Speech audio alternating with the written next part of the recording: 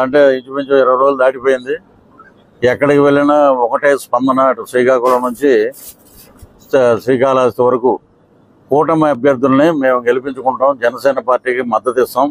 అద్భుతంగా ఈసారి పవన్ కళ్యాణ్ గారిని అసెంబ్లీలో తీసుకెళ్లి కూర్చోబెడతాం. ఎక్కడికి వెళ్ళినా అదే మార్పు. జనం ఒక నియోజకవర్గం నుంచి ఇంకో నియోజకవర్గానికి వెళ్తుంటే వాళ్ళ ఆనందంతో చప్పట్లు కొడుతూ కేరింతలు కొడుతూ, సినిమా వాడు ఒక రాజకీయవేత్త అయినందుకు మేము చాలా గర్వపడుతున్నాం అంటున్నారు అన్నమాట ప్రజలందరూ. ఇవి ముద్రగడ్డ మాట్లాడే మాటలు మీరు వినే ఉంటారు. పిఠాపురంలో వచ్చి కూర్చుంటాడంటే మేము ఉన్న ఫస్ట్ పేజీలో 3 రోజులు పిఠాపురం చేసాం. ఎక్కడ కూర్చున్నాడో మాకు తెలియదు. ఒకవేళ ఏమైనా గుడిమెట్ల దగ్గర ఏమైనా కూర్చున్నాడేమో అడుక్కునే వాళ్ళతో పాటు మాకు తెలియదు. కానీ మేము పిఠాపురంలో కూర్చుంటాం, పవన్ కళ్యాణ్ ఓటింగ్ చేస్తాం. ఏం చేశాడు పాపం పవన్ కళ్యాణ్? మీరు రెడ్డి సంఘరాగుతున్నావు వెళ్ళి. నేను గతంలో కూడా ఇలే మాట మాట్లాడా. నువ్వేదో కాపు నాయకుడు, మేము ఇక్కడే భీమవరం అది పక్కన తాడేపల్లిగూడెంలోనే పుట్టింది, డిగ్రీ వరకు ఇక్కడే చదివాం. మరి నువ్వు అప్పట్లో మేము ఏమనుకున్నామంటే కాపు నాయకుడు యూనివర్సిటీలో ఉన్నప్పుడు ఆ కిర్లంపూడి పక్కన ఒక కాపు నాయకుడు ఉన్నాడు అనే దండం పెట్టేవాళ్ళం దూరం నుంచి. బా జాతికి బ్రహ్మాండం చేసేట్రా అది ఇది అని అనుకునేవాళ్ళం. అదంతా ఉత్తదే అని తెలిసింది. అది నీకు సిగ్గుందా ముద్రగడ్డ?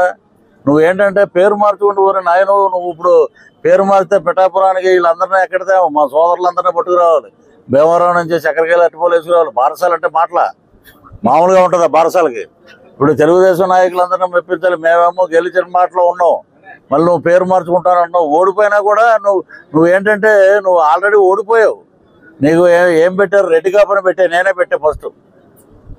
నేను బ్రాహ్మణ కాకపోయినా మంత్రాలు రాకపోయినా రెడ్డి కాకపోయినా నేను దీవించేసాం. దానికి బారసాలు చేయాలి. మా నాయకులందరినీ ఒప్పిస్తాం. ఎందుకంటే మేము గవర్నమెంట్ ఫామ్ చేసిన ఆనందంలో ఉంటాం. నువ్వేమో బారసాలని ఏడుస్తున్నావు. సరే రెడ్డి కాపు. ఎందుకంటే నువ్వు ద్వారంపూడి చంద్రశేఖర్ రెడ్డి ఊడిగం చేసి ఒక పాలేరువి నువ్వు.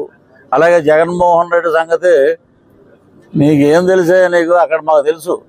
10 ఏళ్ళ దిక్కుమాలతో కాపురం చేసాం కాబట్టి మాకు తెలుసు అక్కడ ఏం జరుగుతుంది ఏంటనేది. ఏంటి మన బట్టన్ రెడ్డి ఏంటంటే ఇది సాధ్యమా? మరి నువ్వు నవరత్నాలు పెట్టినప్పుడు మేము మాట్లాడితే సాధ్యం అన్నావు కదా. నీ దగ్గరికి వచ్చేటప్పటికి ఒక మాట, మా దగ్గరికి వచ్చినప్పుడు ఒక మాట. అద్భుతమైన ఉన్నాడు ఒకడు శంకరజాతి. ఆడ కాపుని చెప్పుకోవటం కూడా మాకు సిగ్గేస్తుంది. మేము కాపులని చెప్పుకోవటం మేము సిగ్గుపడుతున్నాం. ఆడేంటంటే సంజన సుకన్య ఏమో నీకు ఇచ్చారా ఇరిగేషన్ మినిస్టర్, దాని మీద నువ్వు సమీక్షలు పెట్టు. ప్రాజెక్టులో ఏమున్నాయి, నిర్వాసితులకు ఏమి ఇస్తున్నాం, ముంపు గురైతే మనం ఏం పరిహారం ఇస్తాం, దాని గురించి మాట్లాడటం మానేసి అరగంట ఉంటావా గంట ఉంటావా ఆడేడిపోది. ఆ శ్యాంబాబు అని ఒక ఏడుపు ఏడిచాడు, ఏదో క్యారెక్టర్ చేసేవాడిని. దాని గురించి డిస్ట్రిబ్యూటర్గా మాట్లాడతాడు. నీకు ఇచ్చింది ఏంటంటే ఎక్కడే లేదు.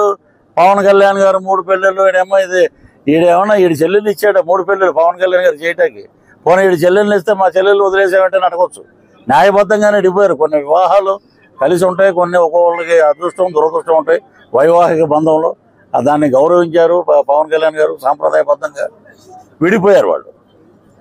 విడిపోయాక కూడా వీళ్ళు 2 పెళ్ళిళ్ళు 3 పెళ్ళిళ్ళు అంటే మా వదిన 4వ వదిన జగన్మోహన్ రెడ్డి. మంచిగా 4వ పెళ్ళం జగన్మోహిని.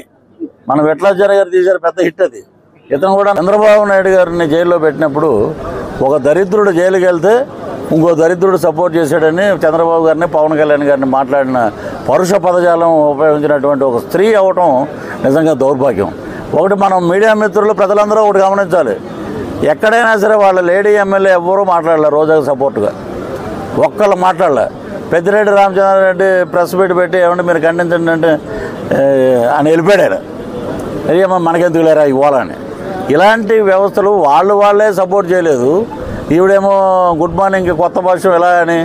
మరి నువ్వు చేసే చిందులన్నీ ఎవరికి తెలియవు, నువ్వు వేసే డ్రామాలన్నీ, నువ్వు బౌన్స్ చెక్కులు జబర్దస్తులు అవకాశాల కోసం తిరిగి ఈరోజు వేల కోట్ల రూపాయలు ఎక్కడి నుంచి వచ్చినాయి. ఎప్పుడు చూసినా కూడా ఎప్పుడైనా మా అన్నయ్య బాగుండాలి. ఇప్పుడు మా చెల్లెలు ఉన్నారు తాడేపల్లిగూడెంలో, అన్నయ్య బాగున్నావా ఏంటి, సినిమాలు ఏంటి రాజకీయంగా ఏంటి అని అడుగుతారు. ఈవిడ ఎప్పుడు చూసినా జగనన్న జగనన్న జగనన్న. ఎవరిని అసలు నాకు ఆ మొగుడు గురించి కూడా మాట్లాడదు. జగనన్నే. ఆడు బాబా ఎక్కడో దీనికి గోల పడలేక ఆడు మొత్తం బట్టదలైపోయాడు. ఎక్కడ మద్రాసులో ఏడుస్తున్నాడు అతను. ఈవిడ భోగతం ముందు గురువింద కింద చందం చూసుకోవాలి. మనం ఏంటనేది చూసుకోవాలి. ఎదటోడి మీద మాట్లాడినప్పుడు పవన్ కళ్యాణ్ గారు అడ్డగాడిలాగా 55 ఏళ్ళు వచ్చినాయంటే నీకు ముట్టు కింద 52 ఏళ్ళు వచ్చినాయి కదా. నీ సంగతి ఎవడో చెప్పాడు, నువ్వు చెప్పవు. నువ్వు ఆ కేఏ పాల్ గారి వీడియో చూస్తే ఆయన మహానుభావుడు పంది తిన్నట్టు తింటుంది, పడుకుంటుంది, దానికి ఏమవుతుంది అంటాడు. మరి ఇలా మీరందరూ చూస్తున్నారు, అన్ని సర్వేలు అన్ని న్యూస్ కూడా చెబుతున్నాయి. కేంద్రంలో 400 సీట్లతోటి నరేంద్ర మోడీ గారు, రాష్ట్రంలో 135, 140 సీట్లతోటి చంద్రబాబు నాయుడు గారు, భీమవరంలో 40,000 మెజార్టీతో నేను అధికారంలో రావటం ఖాయం. ఆయన గురించి చెప్పక్కర్లేదు. ఒకరోజు అంటాడు అంజిబాబు లోకల్ కాదంటాడు, ఒకరోజు అంటాడు ఆయన ముసలాయన ఓటేస్తారా అన్నాడు. ఆయన విగ్గి తీసేస్తే ఎవడ ముసలోడో తెలుస్తుంది.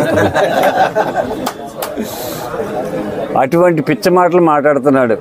అర్థమైపోయింది, మన సీన్ అయిపోయింది. జూన్ 4న మన ఇంటికి వెళ్ళిపోవాలి, మన రాజకీయ చరిత్ర క్లోజ్ అయిపోద్దనే ఆలోచనలోకి వచ్చేసాడు ఆయన. ఖచ్చితంగా మనం అధికారంలోకి వస్తున్నాం. ఈ రాష్ట్రాన్ని, ఈ దేశాన్ని పరిపాలించే చక్కని నాయకులు వస్తున్నారు. Anushree Reddy miss global world India 2024 మన టీఎఫ్సీసీ ఛానల్ ని లైక్ చేయండి, షేర్ చేయండి, సబ్స్క్రైబ్ చేయండి.